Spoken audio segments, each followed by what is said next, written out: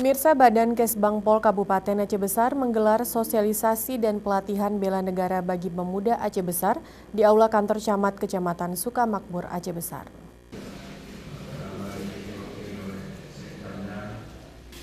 Pelatihan bela negara tersebut diikuti oleh peserta dari 3 kecamatan di Kabupaten Aceh Besar, di antaranya Kecamatan Sukamakmur, Kecamatan Montasik, Kecamatan Inginjaya, dan Kecamatan Plang Bintang. Dan setiap kecamatan mengikut sertakan 25 peserta.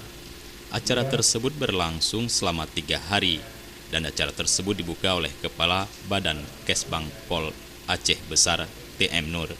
Dalam arahannya, TM Nur mengatakan sebagai warga negara wajib membela negara dan menjaga keutuhan NKRI, dan nantinya para peserta ini diajarkan PBB oleh TNI.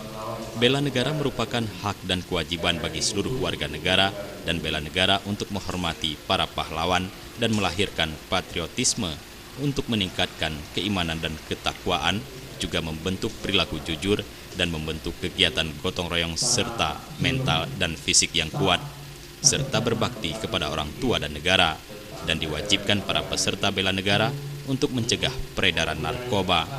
Hal tersebut juga termasuk dalam wadah membela negara dan juga kewajiban Kesbangpol dalam menjaga situasi dan keamanan di daerah Kabupaten Aceh Besar dari pengaruh bahaya narkoba.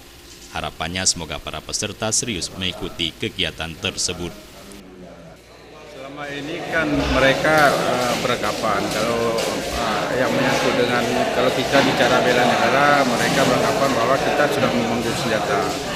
Tapi nanti dengan adanya pelatihan ini kita mengharapkan adanya pengetahuan atau mereka akan tahu apa itu bela negara.